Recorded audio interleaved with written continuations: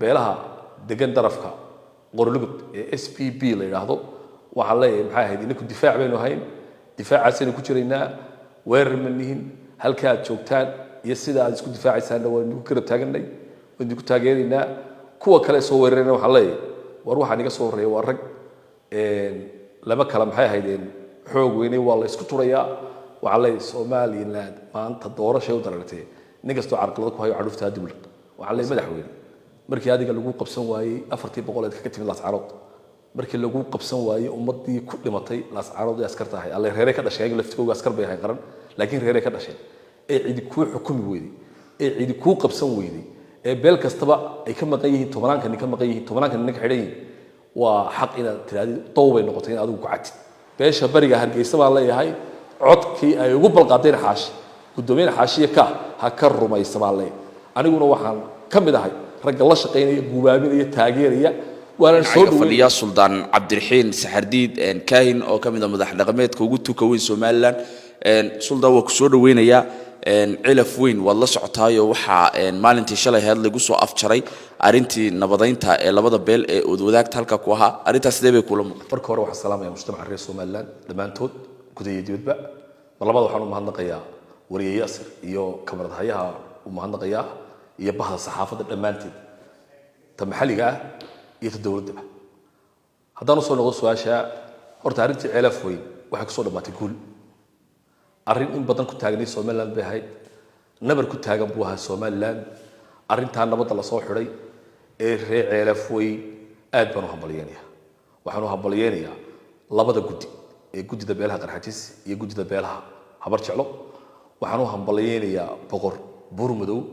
iyo odayaashii ka qayb galay waxaan u mahadnaqayaa mujtamacii faraha badnaa ee siyaasi iyo taajir iyo maxay ahaydeen qurba joog iyo dhalinyaro iyo haweenlaha ee qayb ka qaatay nabadeynta cilaf weyn waxaan leeyahay hambaliyo mid dardaaran oo ma faraya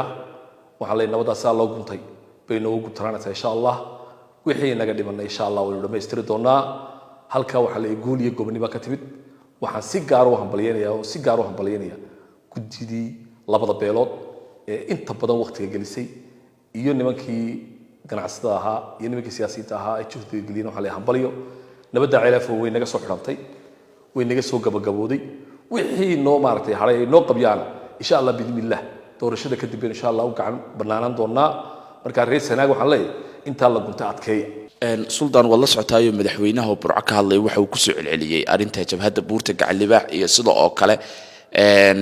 madax dhaqameedka deegaanka habar jeclo oo ku sheegay in uu xabsiga maxkamad labada dhinacba la tiigsan doono baarintaas sidee kula muuqataa horta madaxweynuhu arinta in badan buu ku soo celceliyay horta waa nusqaan madaxweynahana uma wanaagsana mujtamaca reer Soomaaliland uma wanaagsana qarankana uma wanaagsana madaxweynuhu arintii uu gudoomay ee uu kalsoonida siiyay iyo odayaashii uu go'aanka la qaatay inuu ka daba maartay gocdo oo ka daba hadlo oo ilaahay cid baa la xidhaya horta waa nusqaan Soomaalidu waxa tiraahdaa oo ku mahmaahda maxay ahaydeen nin weyn oo hadal ka dhacay waa geed qolofti ritay madaxweynaha halkaas waa ka dhacay waxa la madaxweyne markii adiga lagu qabsan waayay 400 ka timid Laascaanood markii lagu qabsan waayay ummadii ku dhimatay Laascaanood ee askarta ahay alle reeray ka dhashay laftigooda askar bay ahay qaran laakiin reeray ka dhashay ee cidi ku xukumi weeyday ee cidi ku qabsan weeyday ee beel kastaba ay ka maqan yihiin tobanaan ka maqan yihiin tobanaan ka xidhan yihiin waa xaq inaad tiraadi toobay noqotay in adigu ku cad oo inamadii halka maxay ahayd askarta qaranka iyo inamadii jabhadda buurta fuulay gacan libaax ee shaqaqada dhexdooda ka dhacday aad ku cadid maalin kastaba oo wax laga heshiiyay maalin kastaba ku cadid oo halkeen nabarka xaquuqdid waxaan u malayaa in tahay arinta aad ku tageysay waa dambaabidadaadii u dambeysay waa rafkaadii u dambeeyay waxa la umada reer Soomaaliland dhagiyaa loo dhigin yaa la dhageysan arinta ayaan laga hoos qaadin cid kasto arinta xaal ka bixisayna waan ka gudoonay waxa arkay beelay habarwal oo hadlay oo yiri arinta waan ka xunnahay waanu ka gudoonay xaalka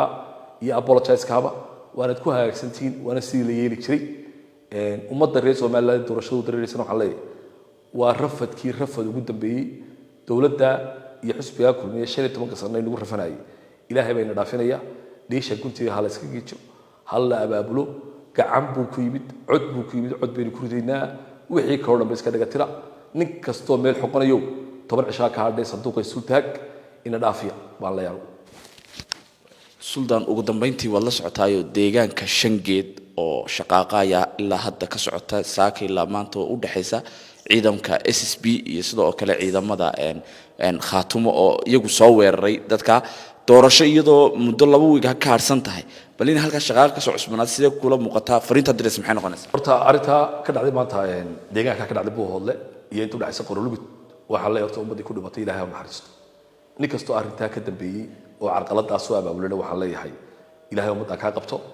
arintaas waa arin aan la qaadan karin waa arin nabar ku ah doorashada waa arin nabar ku ah maxay ahaydeen darisnimada waa arin nabad carqalad ku ah nabadii xidhnayd ku meel gaarka ahayd in beeluhu si wanaagsan u deganaadaan waxa leeyahay cid kasto arintaas soo abaabushay fartay dhexda ka qalin doonta beelaha degan darafka Qorolugud SPB la yiraahdo waxa leeyahay maxay ahayd in ku difaac baynu hayn difaacaasina ku jiraynaa weerar manihin halka aad joogtaan iyo sida aad isku difaacaysaan waynu ku garab taaganay waynu ku taageerinaa kuwa kale soo weerarayna waxa leeyahay war waxa niga soo horeeyay waa rag lama kala maxay ahaydeen xoog weynay waa la isku turayaa waxa leeyahay Soomaaliland maanta doorasho u darartay nin kasto carqalad ku hayo cadufta dibul wa salaamu alaykum wa rahmatullahi wa barakatuh war doorasho qurux badan oo nabadgelyo leh ha loo soo dareero ummadda reer Soomaaliland waxa faraya oo si gaar ah u faraya Soomaaliya waxay tiraahdaa arrin rag abaabulay amba rag isku geeyay ma uro dalka Soomaaliland maanta wuxuu isku geeyay isbedel caafimaad qaba waxay isku geeyeen inay maanta doorino wixii 15 sano dusheena taagnaa ee xusbiga kulmiye iyo dhibtiisiiba ay soo afjarno waxaan ummadda kula dardaarmaya bariga galbeedba anigu waxaan la hadlayaa beesha la hadli maayo anigu qarxajis waxaan la hadlayaa beelaha darafyada isaaq leh samarool leh ciise leh maxay ahaydeen gabooye leh baan la hadlayaa waxaan leeyahay walaalayaal idinkoo wajigayga iyo magacayga muuqayga ma garanaya oo hani reerkiisa deegaanka Hargeysa ka soo jeeda waxaan dardaaran maanta leeyahay war isbedelka gacmaha loo qabsado madaxweynaha dalka joogana si wanaagsan loo wado madaxweynaha soo socda si fiican loo soo dhaweeyo ballanteenu waxa weeye isbedelka iyo xusbiga wadan ballanteenu waxa weeye inaynu soo gacan qabanno oo aynu taageerno gacan qabanno isbedelka iyo isbaahaysigaba waxaan bulshada bariga galbeed balee anigoo ku hadlaya afkayga gaarka iyo ka mujtamaca iyo deegaanka odayga wahayba maanta Soomaaliland waxay u baahan tahay isbedel khayr qaba ilaahayna waxaan uga baryaa in isbedel khayr qabo ka dhaco waxaan si gaar ah u hambalyeynaya salaadiintii inta badan la soo shaqeysay ee ka soo shaqeysay ee juhdiga gelisay in dalka isbedel ka dhaco ee uu Sultan Xasan ugu horeeyo Sultan Ayaale ku xigo boqor burmud uu saddexeeyo Sultan Maxamuud Guuleed Sultan Maxamed Xuseen boqor Ahmed Iimaan boqor ugaas ka guud ee Arab ugaas Ahmed iyo rag fara badan oo nimanka halka soo maartay aan ku soo koobi karin waxa la nin kasta oo isbedelka ka shaqeeyay midna ku soo kordhiyay wax tarna uu Soomaaliland taray waxa la guul iyo gobonimo nigu ogahay waxaynu ku ballamaynaa sanduuqa iyo doorashada iyo isbedelka iyo isbaahaysiga oo labada gacmoodba loogu codeeyo wa salaamu alaykum wa rahmatullahi wa barakatuh horta Soomaaliya tirada oo Soomaali ku maahmaahda go'aan dhacay iyo guddoon dhacay nin gadaal u faashalay gudniba ku jirta anu waxaan leeyahay arinta isbaahaysiga ee kaahiyo wadan meel bay arintaan anu waxaan leeyahay labada gacmood waxa lagu codeeyo kaah waa wadanina waa kaah ha laga shaqeeyo in dadka la isku soo dhaweeyo Soomaaliland carqalad iyo tafaraaruq iyo qaybin dambe ma geeyo waliba waxaan leeyahay si gaar ah u leeyahay siyaasiga curdinka ee soo kacaya maartay balaaqiga gudoomiye Maxamuud Xaashi waxa la yaala soo gacan qabto gaar ahaan beesha bariga Hargeysa baa waxa la yahay rag odayaal golo ka hadlo yiri cod baanu siinayna waxa la codka la rumeeyay beesha bariga Hargeysa baa la yahay codkii ay ugu balqaadeen Xaashi gudoomiye Xaashi ha ka rumaysa baa la aniguna waxaan ka mid ahay rag la shaqeynaya gubaaminaya taageeraya waana soo dhaweynaya xubnihii uu magacaabay gudoomiye ku-xigeenada sida gudoomiye maxaa ahayd ninka la yiraahdo Meecad iyo xildhibaan Meecad iyo xildhibaan Jabaalba xilalku magacaabina waa soo dhaweynaya waa baarigaya waxa la yahay kaahiyo wadani waa labada gacmood waa labadina gacmood hal la isku wado hal la dhiso beesha barigana si gaar ah loo darmo waxa la yahay war wixii ay balqaadnay hal laga rumeeyo